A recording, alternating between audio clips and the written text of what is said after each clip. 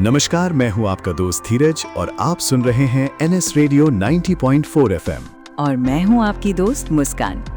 धीरज, आज जब मैं 0 माइल से होकर स्टूडियो आ रही थी तो मैंने वहाँ एक बहुत ही दिल छू लेने वाला नज़ारा देखा। एक नन्हा सा बच्चा अपने पापा को रोककर उन्हें हेलमेट थमा रहा था और कह रहा था, पापा इसे पहन लीजिए, हम घर पर आपका इंतजार करेंगे। वाह मुस्कान, उस बच्चे ने कितनी बड़ी बात कह दी।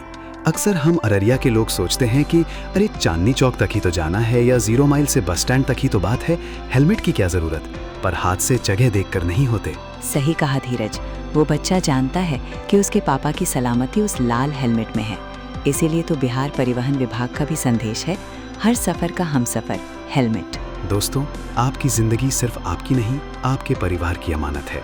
सड़क पर आपकी एक छोटी सी सावधानी आपके घर की खुशियों को सुरक्षित रखती है। तो अररिया वासियों, आज NS रेडियो पर हमारे साथ वादा कीजिए, बाइक की चाबी बाद में उठाएंगे, पहले हेलमेट लगाएंगे, क्योंकि हेलमेट नहीं तो सफर नहीं। और हाँ, कमेंट बॉक्स में लिखकर हमें जरूर बताएं कि आपको ये जानकारी कैसी लगी। आपकी राय हमारे लिए बहुत कीमती है। मैं हूँ आपका दोस्त RJ धीरज। नमस्कार।